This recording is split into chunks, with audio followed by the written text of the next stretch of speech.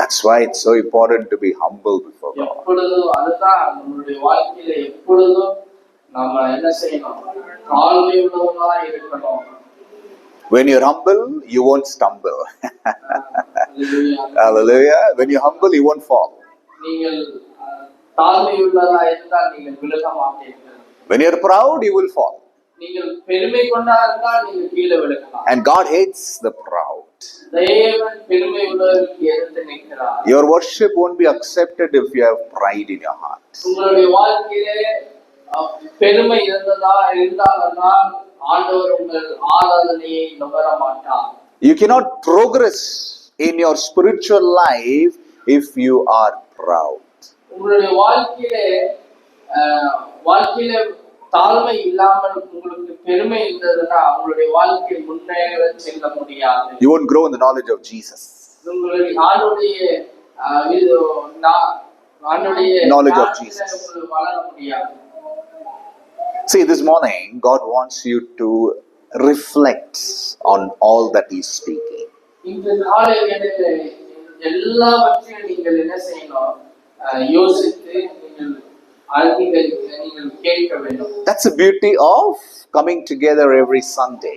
அதுதான் நம்மளுடைய இந்த ஞாயிற்றுக்கிழமை நம்ம கூடி ஆராதிப்பது. It's just not a religious obligation. இது ஏதோ ஒரு பாரம்பரியமான தொழிலை அல்ல. You come because you love Jesus.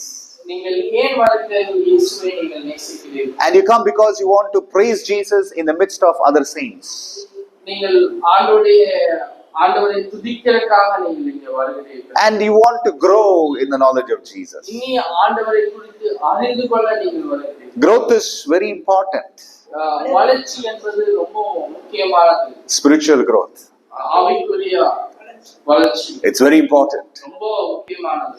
Because both the palm tree and the cedar tree grows. இந்த கேதுரு மரமும் பனை மரமும் வளர்கிறது. Because if you look at verse 13 of Psalm 92, verse 13 says, "They who are planted in the house of the Lord shall flourish in the courts of our God." கர்த்தருடைய ஆலயத்திலே நாட்டப்பட்டவர்கள் எங்கள் தேவனுடைய பிரகாரங்களில் செழித்திருப்பார்கள். Amen. You will see the words flourish. அந்த வார்த்தையை நீங்க பார்க்கலாம், செழிப்பு என்று. So, if you are not growing, then there is something you have to correct.